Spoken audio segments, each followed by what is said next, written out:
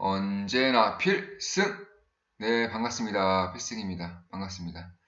자, 오늘은 테슬라가 왜 에너지 산업에서 혁명을 일으킬 수 있는지, 그리고 그 혁명을 이어나갔을 때 어떠한 반응을 보일 수 있는지와 테슬라가 어떤 식으로 발전을 해 나갈 것이며, 시가총액은 만약에 그렇게 된다면 시가총액이 어디까지 커질 수 있는지에 대해서 분석을 한번 해드리겠습니다.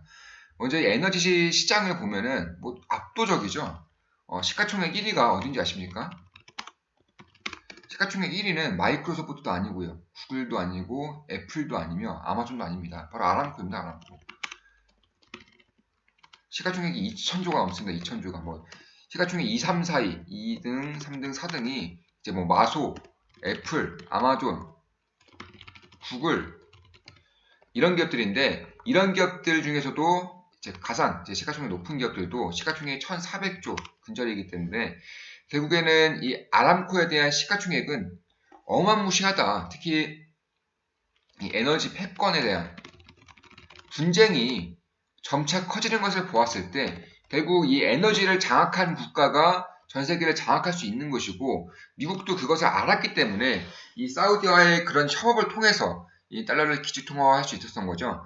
만약에 딱 석유를 달러를 팔지 않고 뭐 금이나 은이나 아니면 다른 뭐 엔화, 위안화, 유로화, 달러화 이런 식으로 나눠서 팔았더라면 달러는 지금의 기준통화 자리를 넘보지도 못했을 겁니다. 그러한 자료가 많이 나오고 있고, 저 역시나 그렇게 생각을 하고 있습니다. 그렇기 때문에 이 에너지라는 것은 결국 그 국가가 전 세계의 표준이 되는 것을 뜻한다는 것이죠. 그런데 이 에너지 산업을 테슬라가 하나 둘 장악해 가고 있다면 여러분들은 믿으시겠습니까? 지금 이러한 상황에 대해서 설명해드리고 분석을 좀 해드리고자 합니다. 먼저 이 에너지 시장의 산업을 보자면 크게 세 가지로 나눌 수 있습니다. 그러니까 이 세 가지를 만약에 점유해 나간다면은 이 전 세계 에너지 시장을 장악할 수 있는 그런 힘이 만들어진다는 것이죠. 바로 이 에너지 산업을 채굴하고, 그러니까 생산이죠. 생산하고, 그리고 이 에너지 산업을 생산을 한다면 유통을 해야 돼요. 유통. 그 에너지가 이제 유통이 된다면, 그러니까 만약에 그러니까 채굴을 하고 저장을 하고 유통을 하고 마지막으로 이제 뿌려주는 역할을 합니다. 뿌려주는 역할. 이게 만약에 뭐 소매라고 볼 수도 있고, 그러니까 에너지를 보급해주는 이러한 산업으로 나눌 수가 있다는 거죠. 그렇다면은 이 에너지를 생산하고 저장하고 유통하고 소매하는 이러한 에너지의 산업 사이클을 만약에 구축할 수 있다면 결국 그 기업이 그리고 국가가 에너지를 장악함으로써 전 세계 시가총액의 1위 역시나 꿈이 아니라는 것을 보여주는 것이 바로 지금의 시가총액 금액과 그리고 기업에 대한 가치 부여를 이제 뜻하는 것이죠. 그렇다면 테슬라가 이러한 산업을 어떤 식으로 장악해 나가고자 하는지, 혹은 현 상황은 어떤지, 앞으로는 어떻게 될지에 대해서도 좀 말씀을 드리겠습니다. 먼저 발전을 위해서는 결국 이 에너지를 채굴하는 것이 필요한데, 지금은 이제 석유죠. 이 석유를 채굴함으로써 에너지 생산을 압도하고 있는 것이 바로 중동 회사들과 미국, 러시아입니다. 그런데 이 석유에서 다들 아시겠지만 태양광, 풍력 이런 쪽으로 이제 에너지가 점차 이동을 하고 있습니다. 그러니까 궁극적으로는 이 석유에서 태양광이나 풍력으로 이 에너지원이 이동을 할 것이라는 거죠. 그런데 이 분야에서 이 테슬라 같은 경우는 이제 태양광 패널이라던가 아니면 솔라루프를 이용해서 미국의 엄청난 규모를 가지고 있죠. 이미 가지고 있습니다. 또한 배터리를 자체 생산을 한다거나 혹은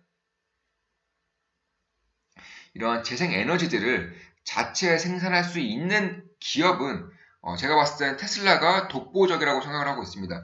결국에는 이러한 기술력을 통해서 플러스 이제 풍력과 같은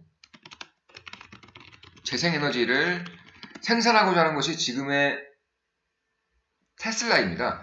그만큼 이쪽에 대한 산업을 점차 키워나가고 있고요. 이 점은 이제 일론 머스크가 발언했고 발표했던 그런 내용입니다. 그만큼 이쪽에 대한 관심도를 분명히 가져야 한다고 생각을 하고 있습니다. 그리고 에너지를 만약에 채굴을 했다면 이제 유통이 필요하죠. 유통 같은 경우는 저장하고 유통이 필요합니다. 이 저장과 유통 같은 경우는 결국 이 석유 같은 경우에는 그냥 가지고 있는 거죠. 이제 가지고 있으면서 뭐 정제 쪽으로 넘겨준다거나 혹은 조선소, 그러니까 조선을 통해서 유통을 해준다거나 파이프라인을 통해서 유통을 해주는 그런 방식을 택하고 있습니다. 그런데 이 태양광과 풍력을 통해서 유통을 한다는 것은 결국 이 ESS 이용할 수밖에 없는 것이죠. 결국에는 이 모든 재생에너지 같은 경우는 간헐적입니다. 태양광 같은 경우는 태양이 뜨지 않으면 에너지가 모이지 않는 것이고요. 풍력 같은 경우는 바람이 불지 않으면 에너지가 역시 모이지 않습니다. 그런데 에너지가 모일 때, 그러니까 해가 떠 있을 때, 혹은 바람이 불 때 그 에너지를 생산함과 동시에 이 ESS를 이용해서 저장하고 그리고 이것을 유통함으로써 그러니까 이 에너지가 발전되고 에너지가 생산된 이 ESS 배터리를 유통한다면 어떠한 산업이 생기겠습니까? 결국에는 이 가능성을 굉장히 혁신적으로 문제를 해결해 줄 수 있는 것이 바로 이 ESS, 그러니까 전기에너지 저장 장치이다. 이렇게 생각하시면 될 것 같습니다. 그리고 이 테슬라 같은 경우는 이 ESS에 대한 그런 발전 효율성을 점차 증가시키고 있고요. 이미 테슬라 같은 경우에는 뭐 전기차도 역시 마찬가지죠. 전기차 가격이 굉장히 저렴한 것을 알 수 있는데 이에 대한 부분은 전 영상과 전전 영상에서 좀 말씀을 드린 부분이 있습니다. 그런데 전기차 배터리뿐만 아니라 결국 이 ESS 역시나 굉장히 저렴한 비용으로 그리고 이 소프트웨어가 굉장히 강점이죠. 자율주행 쪽에서도 테슬라가 독보적으로 앞서 나가고 있는 것이고요. 이 소프트웨어를 통해서 이제 소프트웨어 혹은 인공지능 기반의 ESS를 통해 이제 에너지를 효율적으로 저장, 유통할 수 있게 되는 것입니다. 그러니까 이 배터리 산업을 통해서 에너지를 저장하고 유통시킬 수 있는 그런 틀을 만들었다. 이렇게 생각하시면 될 것 같습니다. 그리고 마지막으로 이제 소매, 그러니까 뿌려주는 것이 있죠. 지금 이런 것을 봤을 때 이 배터리 팩을 들 수 있습니다. 지금까지는 이 배터리라는 것이 지금까지는 전기차에 국한되어 있는 것 같아 보이지만 결국 이 배터리 팩이라는 산업은 이 전기차뿐만 아니라 가정용 이미 출시를 했습니다. 참고로 이미 출시를 한 상황이고 주가를 본다고 하더라도 지금 어마무시하게 상승하고 있죠. 그런데 이러한 상승력이 현재 시가총액으로 보자면 저는 장기적으로 이 에너지에 대한 산업에 잘 집중하면서 볼 수만 있다면 다시금 상승할 수 있을 것이라고 생각을 하고 있습니다. 물론 현재 쌍봉 부근이고 이 라인에서 만약에 조정을 받아준다면 굉장히 매력적인 가격으로 혹은 매력적인 추세로 이어질 수 있을 것이라고 저는 생각을 하고 있습니다. 따라서 이러한 부분을 봤을 때 이 가정용 배터리가 이제 생산이 되고 있고 그리고 뿐만 아니라 이제 상업용 배터리 혹은 대용량 배터리도 이미 생산을 끝냈습니다. 그러니까 상업용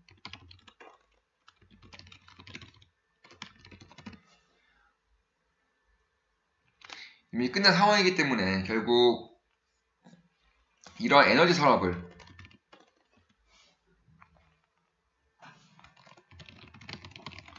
통째로 장악하려고 하는 것이 바로 지금의 테슬라입니다. 그리고 에너지 산업의 시가총액 같은 규모는 뭐 IT, 에너지 산업의 총액은 규모는 뭐 IT, 뭐 자동차 이런 것 다 비교해봐도 결국 독보적인 1위는 에너지 관련 기업들입니다. 지금 물론 이번 사태로 인해서 유가가 많이 폭락하고 있고 이로 인해서 에너지 산업들이 많이 힘든 것은 사실이지만 그럼에도 불구하고 시가총액을 봤을 때 결국 압도적인 1위는 에너지 산업이 차지하고 있기 때문에 특히 유가가 하락하면서 다른 뭐 재생에너지라던가 아니면 전기차 배터리 쪽에 대한 주가가 굉장히 좋죠. 그래서 이런 것을 좀 상쇄시켜주면서 여전히 압도적인 그런 규모를 차지하고 있는 것이고요. 제가 봤을 때에는 이런 테슬라의 자율주행이란 전기차뿐만 아니라 이런 에너지 산업에 대한 장악력 이런 것을 봤을 때에는 결국 장기적으로 굉장히 혁신적인 기업이 되지 않겠는가 이런 생각을 하고 있는 것입니다. 따라서 지금은 전고점 부근이고 그리고 쌍봉을 일어나고 있기 때문에